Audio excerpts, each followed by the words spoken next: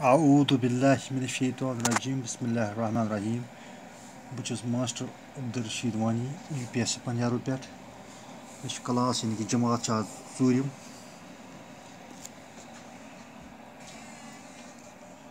Mawzu cricket तारीख आज 25 जुलाई गोब्रो सवाल जवाब लिखियो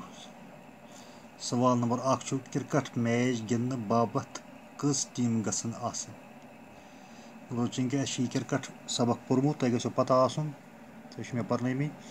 मे लिख जवाब क्रिकेट मैच गिंदने बाबत गसन ज टीम आसन क्रिकेट मैच गिंदने बाबत गसन ज टीम आसन अख करान फील्डिंग तो अख करान बैटिंग दोम सवाल गोब्रो विकेट कीपर तो बैट्समैन क्या हैंड ग्लोव्स लेगार्ड तो हेलमेट लागान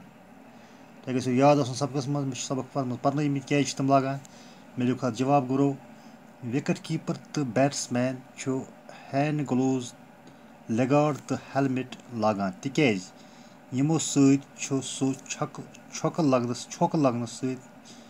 लगन निश बचान यानी कि चीज तस थवा सेफ अगर बाल यी सह यमन चीजन यानी कि हैंड ग्लोव्स अगर अथस यी बाल हैंड ग्लोव्स लगना नहीं कह लेगार्ड अगर यथ जंग बाल लेगार्ड बचाए अगर कलस यी बाल हेलमेट बचाए तो यमो चीज़ों सह छको जख्म लगन निश बचान ब्या सवाल क्वेश्चन नंबर 3 अंपायर कज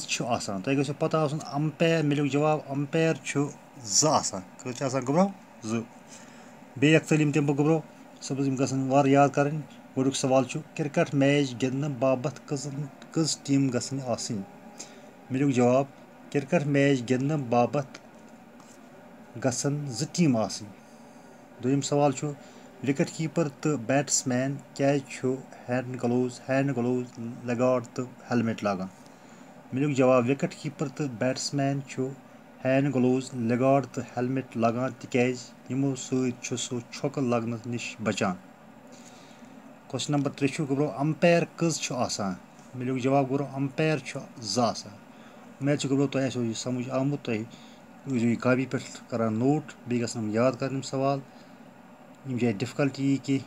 यम जाए मे वन बाकी वसलम आज गोब्रो बाकी सवाल करो सबस।